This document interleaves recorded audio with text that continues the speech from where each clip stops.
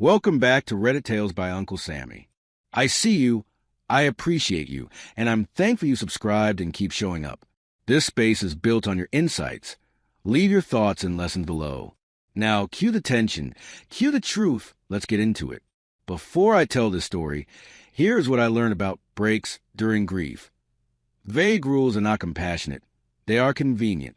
When someone says, I need space to test our love, listen for what they do not say. Boundaries, accountability, and a plan to return. I ignored those missing pieces because I was tired and ashamed of how numb I had become after my father died. I thought endurance was love. It is not. Love has structure. Love shows up even when life hurts. I keep a notebook for signal faults. That week I use it to track red flags. In my case, the grief was quiet. Casseroles after the funeral, then silence, then work. My wife, Kendra, said she felt alone beside me, like living next to a locked door. I heard her, but I kept promising after this project, like time was a refund. The red flag was not her frustration. It was her solution. She wanted a break with no rules, and she framed it as growth. By day 7, she was with her ex, and I learned the difference between patience and permission. If you are grieving, protect your heart and your finances at once. If you have ever been asked to take a break with no rules, listen closely, because the details you ignore in the beginning become the damage you pay for later. While you're watching, tell me this in the comments. Is a break ever real love or just permission? Late November in Milwaukee, the kind of cold that turns your breath into proof. I am Malcolm Satterfield, 42, a rail signal engineer for the county transit line. I fix blinking failures before commuters notice, and I drink chamomile like it is a switch I can flip. 3 months after my father's burial in a South Side church, my apartment still smelled like hymnals and wet coats. Kendra sat across from me at a corner diner, stirring coffee until the spoon clicked against the cup. She watched hands, waiting for me to look up and come back. Kendra folded her napkin into a tight square, a habit she had when she rehearsed speeches for donor dinners. I am not leaving you, she said, voice careful. I am asking for a break. 2 weeks, to test whether we still choose each other. I stare at the laminated menu, like it could translate grief into instructions. A break, how? I asked. Separate spaces. No rules. No checking. We meet after and decide. Outside, a bus hissed at the curb, doors opening and closing like a warning. I nodded anyway. I hated how relieved she looked then. Later, we married 5 years ago in a park near the lakefront, late summer, her laugh bright as the brass band. Kendra ran community events for a children's hospital and kept color-coded sticky notes on the fridge. I collected old radios from estate sales and fixed them in the basement, solder smoke mixing with her rosemary candles. When Dad got sick, she drove me to appointments and learned the names of medications like they were co-workers. After the funeral, I started answering life with one-word replies. She asked for warmth. I offered silence and overtime. Too often, we drew up the break, like we were roommates negotiating a lease. She would stay in our duplex in River West. I would take my tools and a week of clothes to my sister Renee's place in Wauwatosa. Kendra said she needed quiet. I told myself I was giving it. On my way out, I noticed she had already cleared a shelf in the bathroom cabinet, empty space shaped like a decision made earlier. I carried my radio parts in a shoebox, hearing wind rattle the porch light. She didn't kiss me goodbye, just a nod at most. Night. Renee's house smelled like fried catfish and eucalyptus. 2 scents that never belonged together until her. She is older, blunt, a postal supervisor who irons uniforms the way some people pray. When I told her about the break, she pressed her lips flat. No rules is a rule, she said. It is a rule that favors the bold. I wanted to defend Kendra. So I talked about stress, about grief, about how I had been hard to live with. Renee slid me a plate and turned the radio low. Still, she said, watch what she does. I kept the promise of silence like a penance. No texts, no drive-bys, no late-night checking. I went to my barbershop off Fond du Lac Avenue and asked for a simple lineup, nothing sharp enough to look like a new man. The clippers buzzed, Sports talk filled the air, and I realized I've been avoiding people who might ask how I was. Afterward, I rode the green line back, watching snow gather on stop signs. I drafted a message to Kendra, just checking in, and deleted it. I told myself his restraint proved love. It mostly proved fear. At work, my foreman asked if I could cover an overnight test near the stadium. I said yes. Busy felt safer than conversation. During a break, my coworker Jamal nudged me. "Your wife is still doing hospital galas." His phone showed Kendra in a velvet blazer, smiling beside a man from Old Stories. Jalen Cross, her college ex. My throat tightened. Jamal kept scrolling, unaware. "They raise a lot," he said. Kendra had told me the fundraiser would be staff only. I swallowed questions and stared into the open signal cabinet, pretending wires were easier than betrayal.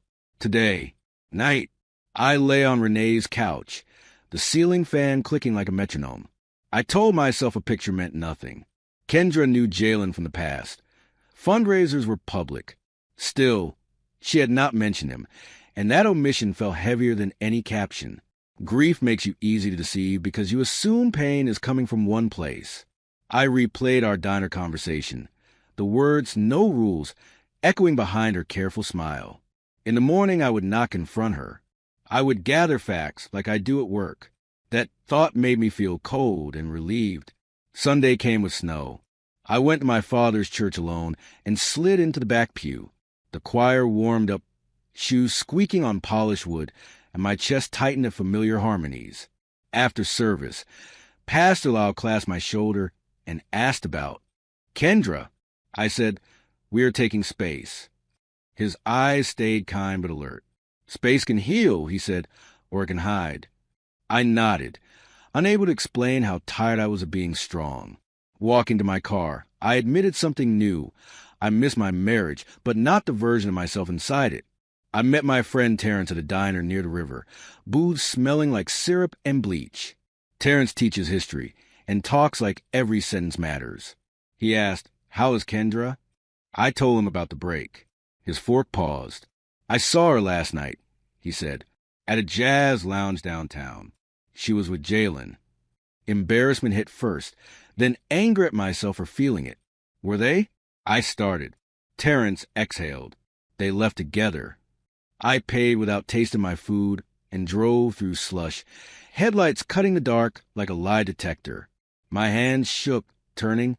I broke my own rule because the mailbox key was on my ring. I drove to the duplex at dusk. Snow falling. Kendra's car was out front, and beside it an SUV. I told myself it could be a coworker. Then the door opened, and Kendra stepped onto the porch in my hoodie, laughing.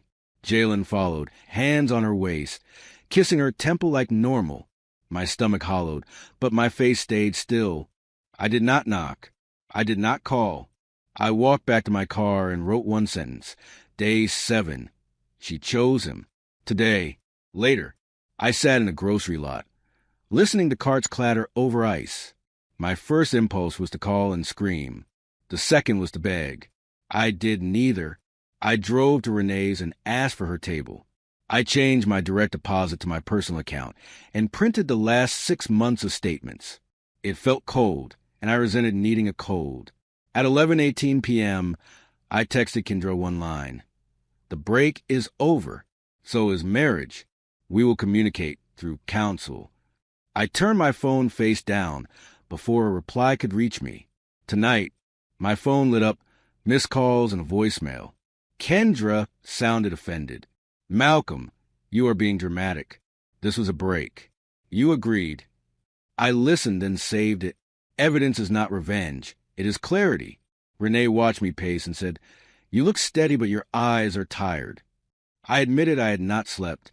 I kept seeing Kendra in my hoodie, laughing. Part of me wanted an explanation. Another part remembered the kiss. That afternoon, I met a lawyer recommended by Renee. Her name was Dana Whitaker, and she spoke like a metronome, slow, precise, unavoidable. Dana Whitaker scanned my notes without judging my hands. She asked 3 questions. "Do you have children? Any shared business? Any safety concerns?" No. And not physical, I said, only the kind that erodes dignity. Dana, explain Wisconsin's process, the waiting periods, the value of documenting communication. You can be kind without being accessible, she said. Boundaries are not punishment. She gave me a checklist, separate accounts, change passwords, inventory property, and decide where you will live. I left her office carrying papers that weighed less than my wedding ring, but felt heavier than a toolbox. Kendra arrived at Renee's, eyes bright with practiced certainty. I came to talk, she said, not through lawyers. We can talk after papers are filed. I replied. Her jaw tightened. You are punishing me for asking for space. I am responding to what I saw. I said, Day 7. Jalen, my hoodie. Silence landed, sharp as ice. Kendra swallowed. It was complicated. It was simple, I said. You chose. She stepped closer. Please, Malcolm. I stayed still. Please respect the boundary you asked for first. Renee opened the door, ending the scene before my voice could shake. Night. Kendra texted a long message that tried to be tender and strategic at once. She wrote that she never meant to hurt me, that Jalen showed up when she felt invisible, that she still loved me. She ended with, Can we restart after your grief passes?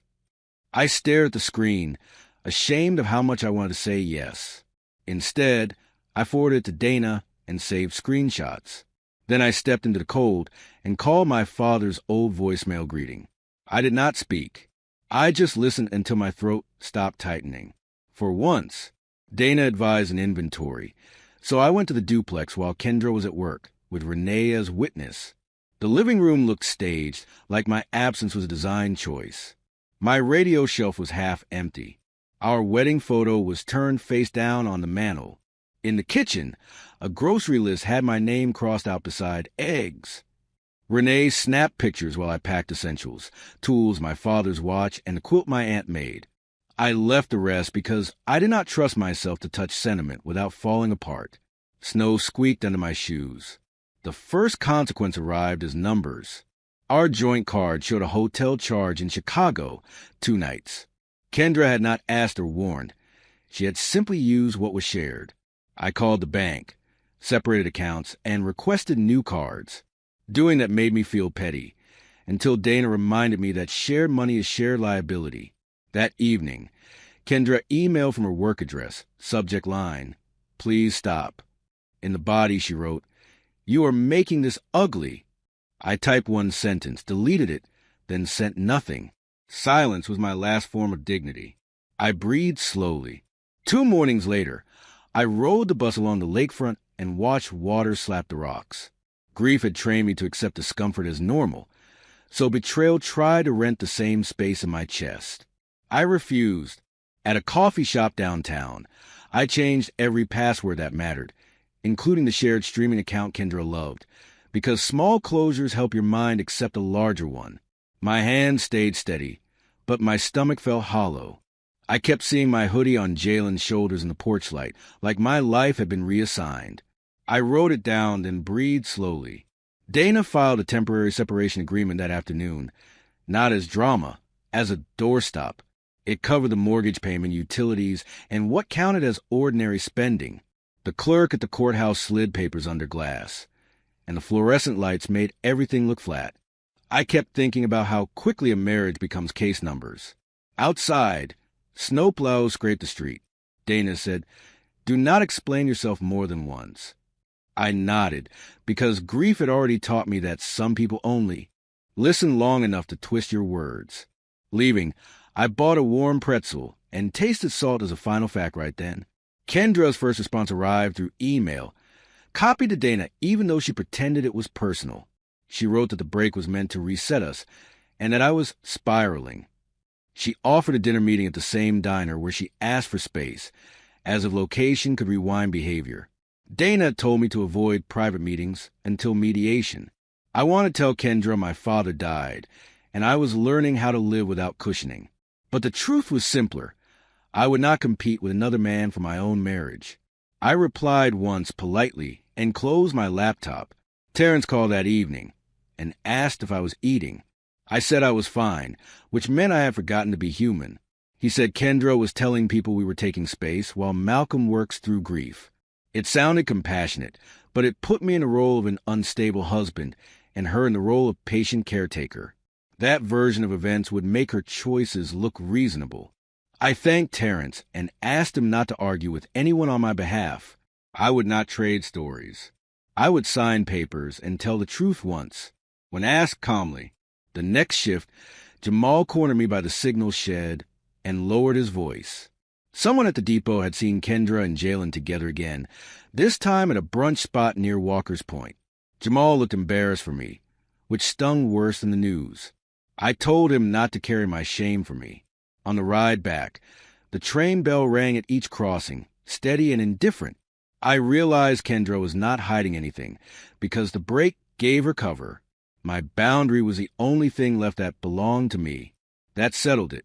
Today, Kendra came to my office building during lunch, wearing the calm face she used for donors. Reception called because she insisted it was urgent. I asked them to tell her I was unavailable and to email my attorney.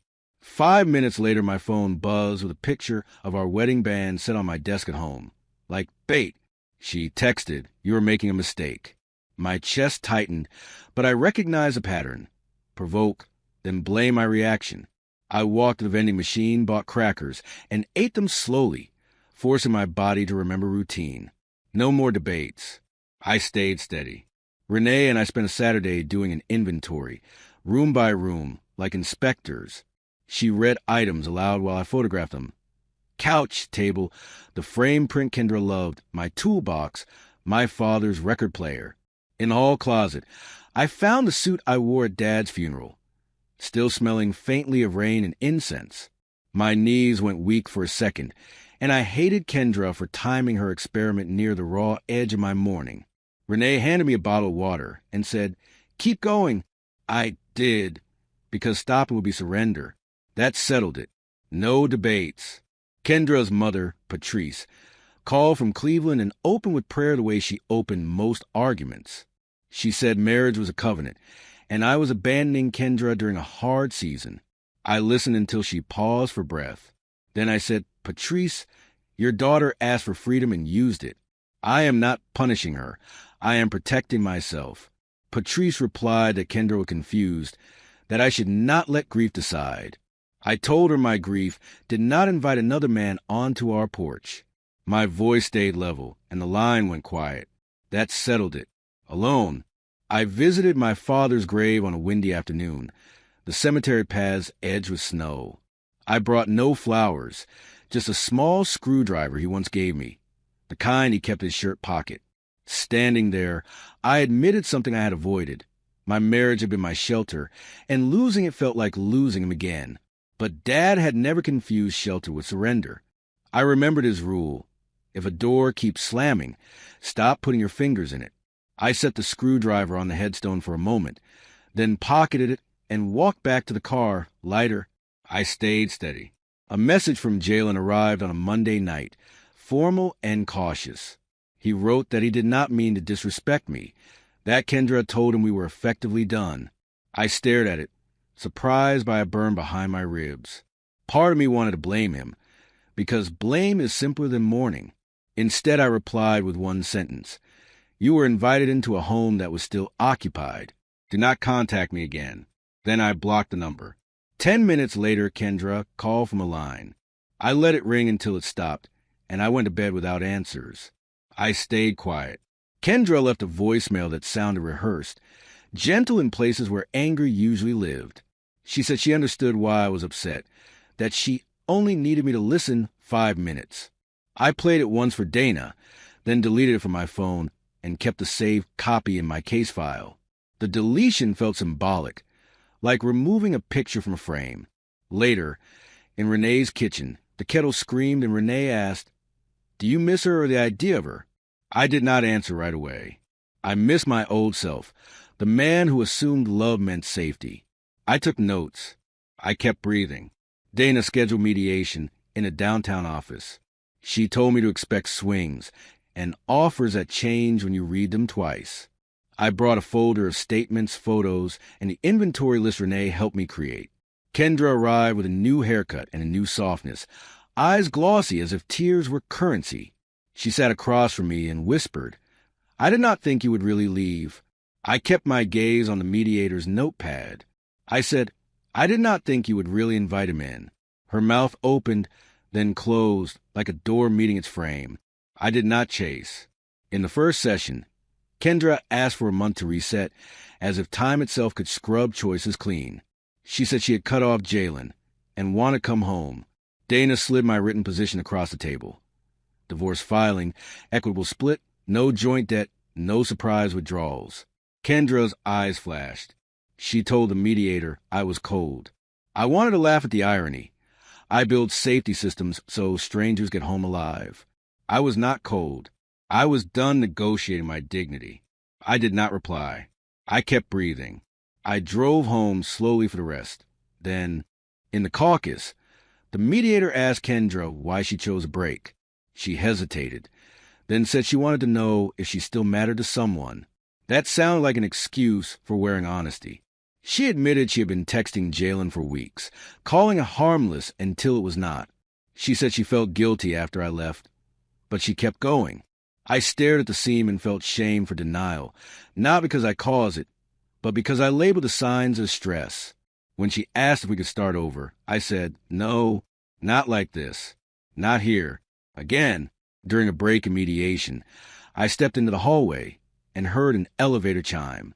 A man in a suit laughed, while a janitor pushed a cart on the tile. Ordinary life continued around my collapse, and that steadied me.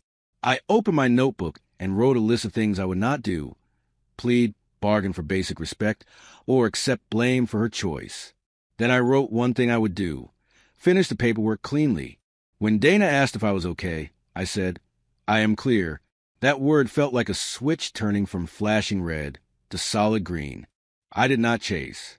The mediator proposed a split: sell the duplex, divide proceeds, separate retirement accounts, and close joint credit. Kendra objected to selling because she did not want to downsize. I said I would buy out her share if the appraisal was fair and the refinance was immediate. Her eyes narrowed, surprised that I had numbers ready. Years in engineering taught me to prepare before failure becomes public. She asked for my father's record player, calling it sentimental for her too. I said no without raising my voice. She sighed, and the mediator wrote it down as if it were weather. I kept my tone neutral. Kendra leaned forward and reminded everyone she had driven me to the hospital and sat with my father when I could not get off shift. Her voice softened, and for a second I saw the woman who once left notes in my lunch bag. I did not deny what she did for my family. I said, "You showed up then, and I am grateful. You also chose to step outside this marriage, and I am finished." The mediator asked if reconciliation was possible. I answered before Kendra could inhale. No. The speed of it startled her and steadied me too. I did not beg. After hours, we had a draft agreement and a date for final signatures. Kendra kept asking for a conversation without lawyers, a walk by the lake, something private. I said any necessary conversation could be written and reviewed. She looked at me as if I had turned into a stranger, but I had stopped performing hope. Outside, the sky cleared to pale blue. Dana asked if I wanted lunch. I said yes, because feeding myself was respectful. We ate soup at a small cafe, and I noticed my hands had stopped trembling and my shoulders lowered after the storm. I chose clarity. A week later, Terrence told me Jalen had stopped showing up to Kendra's events and had returned to Chicago. The news did not comfort me the way revenge stories claim it should.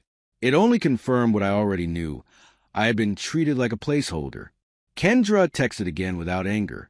She wrote, "I made a mistake. I do not want to lose our life." I felt the instinct to fix things, then remembered the porch light and the laughter. I forwarded the message to Dana and went to the laundromat. I washed uniforms and watched them. I stayed quiet. Sunday came bright on packed snow, and I went to my father's church for the first time since the funeral. The choir warmed up, and coffee drifted from the fellowship hall. I sat in the back, hoping to be unnoticed. Mid-service, Kendra slipped into a pew and scanned for me. My throat tightened, not with longing, but with dread of being cornered. After the benediction, she said, "Can we talk outside?" I said, "Not today. Email Dana." She whispered that I was cruel. I replied, "I am clear," and I walked away. Then I sat in the car, listening to the heater. I kept moving forward. The refinance cleared in early spring, and I moved into an apartment where buses hissed at stops. The duplex stayed in my name, but the rooms felt haunted by old conversations, so I left. Renee helped me pack the kitchen, wrapping plates in newspaper while the radio repeated warnings. In the new place, I set my tools first, then my father's record player, then one photo of him smiling in a winter coat. I left the walls bare. That night, I ate takeout at the counter and listened to neighbors argue through thin drywall. It was not peaceful, but it was mine, and I slept better. I waited. I started therapy at a community clinic behind a grocery store, the kind of place with mismatched chairs and patient silence. My counselor, Ms. Whitaker, asked how my father's death and my marriage collapse overlapped. I tried to answer like an engineer, listing causes and effects. She stopped me and said, "Feelings are not defects to troubleshoot." That sentence irritated me, which told me it mattered. Over weeks, I learned to name what I avoided: humiliation, abandonment, and fear. Love was not earned by usefulness. Naming that brought air back. I took notes. One evening, the record player would not start, so I opened the back with my father's screwdriver. Dust puffed out, and the smell took me to his basement workshop. Tucked behind the motor housing was a folded paper I had never seen. It was my father's handwriting, neat and stubborn. He wrote, "Do not let anyone call your boundaries selfish. If they require you to shrink, it is not love." I sat on the floor with the note, laughed once at the timing, then wiped my eyes. I taped it inside my kitchen cabinet, where I reached for glasses. Daily, I let it sit, the night before final signatures. Kendra sent an email with bullet points, as if emotion could be organized. She apologized, then listed what she believed I did wrong. Working too much, withdrawing after Dad died, not planning dates. She ended by asking for one more chance. I read it and noticed what was missing. Any ownership of choosing her ex, Ms. Whitaker, told me accountability sounds like specifics and change, not summaries and promises. I replied with 2 sentences. "I accept your apology. I am proceeding with divorce. Take care." After sending it, I sat and let the quiet stand. I kept my tone neutral. Final signatures happened on a rainy Friday that turned sidewalks into mirrors. Kendra waited near lobby plants, hands clasped like prayer. When she saw me, she said, "Malcolm, please, just look at me." I looked, and I saw someone who wanted relief more than repair. In the conference room, the mediator slid documents across the table. Kendra started to talk about love and tests and timing. I picked up my pen and signed each page where Dana pointed, one after another, without commentary. It took less than 3 minutes. She blinked. Done. I chose restraint. Outside under the awning, Kendra followed me and held out my wedding ring in her palm. She said she had kept it safe, like that proved loyalty. I took my ring from my pocket and placed it beside hers, metal touching metal for the last time. I did not curse or raise my voice. I told her I hoped she found what she was searching for, but she would not search for it through me again. She asked where she would go. I said, "That is not my decision anymore." Then I walked to my car and drove away. Quietly, I stayed steady. Word traveled fast, because people love a clean headline more than a messy truth. Some friends stopped inviting me to gatherings, afraid of awkwardness. Others messaged that they always knew Kendra was selfish, which felt late and pointless. I learned to accept support without turning it into a courtroom. When Terrence asked if I wanted updates about Kendra, I said no. I did not need news to stay committed to my boundary. I focused on small tasks: cooking rice, washing work boots, paying bills, calling Renee, and walking after dinner as streetlights clicked on, reading my father's note nightly again. I kept moving forward. Summer brought season at the hospital, and Kendra's name started disappearing from invitations. Renee told me that board members had asked questions about her judgment and her behavior. I did not celebrate it. I understood consequences as physics. Actions create reactions when you wish they would not. Kendra sent one last text. "You are ruining me." I felt calm. I had not ruined her. She had gambled and lost. I deleted it and went to work early to inspect a safety panel. In the quiet depot, the smell of oil and metal reminded me I could still build things that worked. I stayed quiet.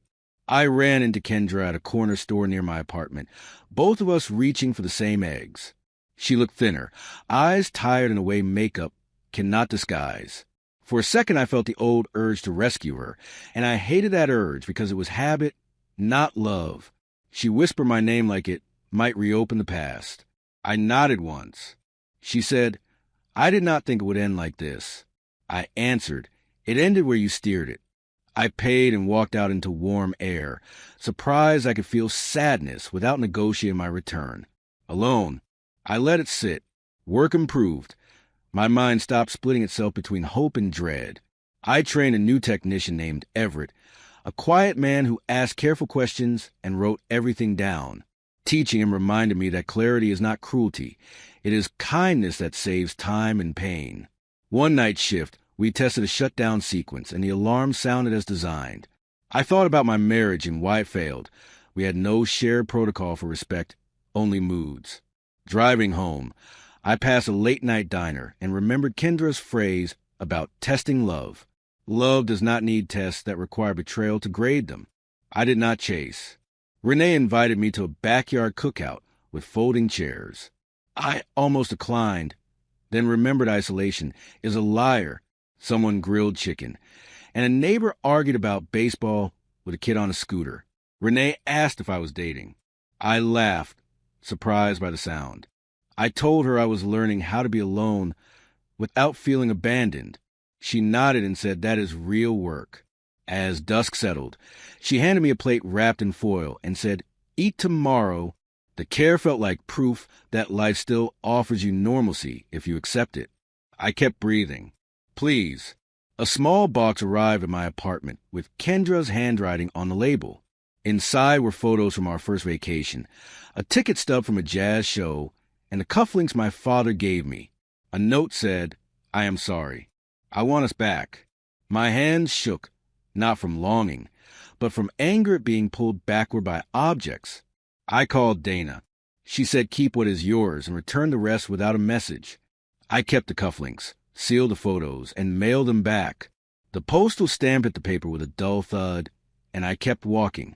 I chose clarity. On weekends, I started sailing lessons on Lake Michigan because my father said I needed a hobby that did not pay me.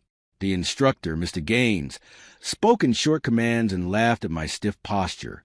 When I pulled a rope wrong, the sail snapped and the boat turned, and my heart jumped. He said, "Do not panic. Read the wind. Adjust." Out on the water, the skyline looked distant. Grief stayed in my chest, but it did not steer. After class, I sat on a bench, listened to gulls, and ate a hot dog from a stand in peace. I kept moving forward. The divorce became final when the judge signed off without ceremony. I did not attend. Dana handled it and called afterward while I was tightening bolts on a panel at work. She said, "You are legally free." I thanked her and stood still for a long moment. There was no celebration, just a quiet click of completion. At lunch, I ate tacos on a curb and watched commuters hurry past. I thought about Kendra's break. It did not test love. It tested character and tolerance. My tolerance had changed. I texted Renee and Terrence thanks, then went back to work. I stayed steady. One night, I ate at a diner near the tracks, bright lights on chrome, and a train horn in the distance. A couple argued in a booth, and I heard my old life in their voices. I wrote in my notebook what happened, what I felt, what I needed. What happened was betrayal. What I felt was humiliation and grief. What I needed was respect and rest. Plain words made it less mystical. I did not need revenge to feel whole. I needed alignment between my values and my actions. Boundaries were not punishment. They were instructions for how to love me without hurting me, and kept them. I went quiet. Months later, Patrice mailed me a card. She said Kendra had moved in with an aunt and was trying to rebuild. Patrice did not ask me to return. She thanked me for being kind during my father's illness. I sat at my counter and felt something loosen. Forgiveness did not mean access. It meant letting go of the story where I stayed trapped as the wrong man. I wrote Patrice back and thanked her. I did not mention Kendra. Then I walked to the lakefront and watched the sunset. The water kept moving, and I let my breathing match it. I waited. People still ask what happened. I tell them my wife wanted a break to test our love, and she used the freedom to return to her past. I do not list dates or details. I do not perform pain for an audience. I say I ended it because I respect myself, and because grief already took enough from me. Some expect bitterness. They do not get it. They get an answer and a changed subject. In my work, when a system shows a critical fault, you shut it down before it spreads. In my marriage, I finally applied the same principle. I do not hate Kendra. I hate what I tolerated. I stayed steady. On the anniversary of my father's death, I visited the cemetery with a thermos and no dread. I told him about the divorce without drama. I said I did not save my marriage, but I saved my integrity, and that mattered. Wind moved through the trees, and I imagined him nodding. Before leaving, I touched the small screwdriver in my pocket and thought of his note waiting in my cabinet. Then I drove home, turned on the record player, and let music fill the room. Proof that peace can be loud enough. It drowned out the old urge to beg. I kept breathing. If you are grieving, loss makes you crave what is familiar, even when it hurts. A break with no boundaries is not a reset. It is permission for someone who wants out. The hardest part was admitting that love cannot be proven by tolerating disrespect. Grief did not make me weak, but it made me vulnerable to excuses. So I built a boundary the way I build safety systems. Clear limits and documented choices. Accountability is not a speech. It is behavior repeated. When my wife chose her ex, I chose myself without theatrics. My job was self-respect. That was enough. The takeaway is simple. Set terms before you agree to distance, and do not accept a situation where you carry the risk. Watch how someone treats your grief. It reveals their character. If they ask for freedom, let them have it. But remove your access and your safety net. Do not stalk, do not beg, do not lecture. Make one statement. Put support with you and follow through. I did not win by humiliating my wife. I won by refusing to abandon myself. That is what ended it before she could blink, and that is what kept me standing afterward. Today, the Yendi. If this story hits you, share it with someone who keeps explaining disrespect like it is a misunderstanding. And before you go, drop one sentence. What boundary would you set immediately if you were in his position? I read every comment.